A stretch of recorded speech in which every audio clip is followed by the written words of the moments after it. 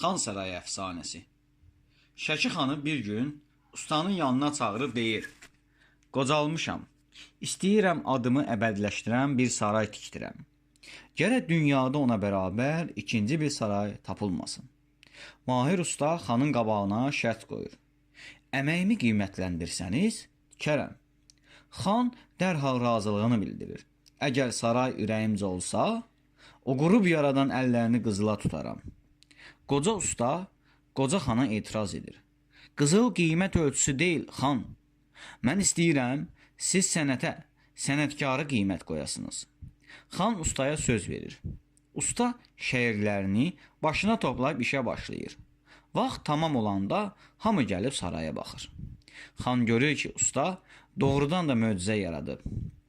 2 mərtəbəli binada bir dənə də olsun mismar işlətməyib.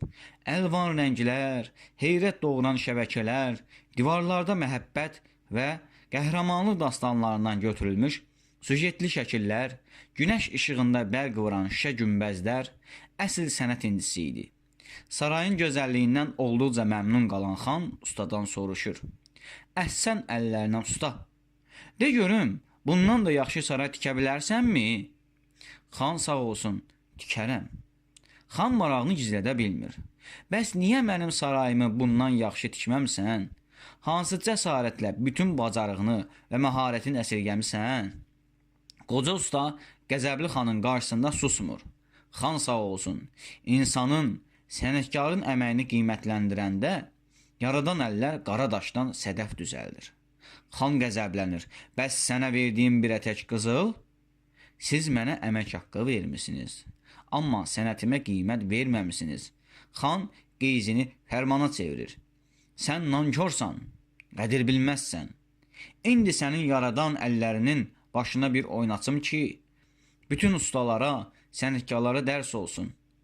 Xanın əmri ilə qoca ustanın yaradan əllərini, bir ölkənin yaraşığa mindirən əllərini kəsirlər. "Sən zalımsan, zülmkarsan. Ancaq beləsi yaradanı kəsə bilər. Onu bil ki, onun yaratdıqları intiqamı səndə qoymayacaq. Onların arasında rahat nəfəs ala bilməyəcəksən. Keyf işrət məclisləri qura bilməyəcəksən. O binalar sənin deyil, mənimdir. Onlar səni qəbir kimi sıxacaq."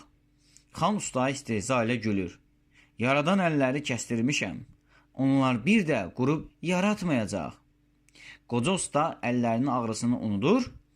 Xandan betər istehza ilə gülür: "Sənə elə gəlir ki, mənim əllərimi kəsmisən. Amma buna sənin gücün çatmaz.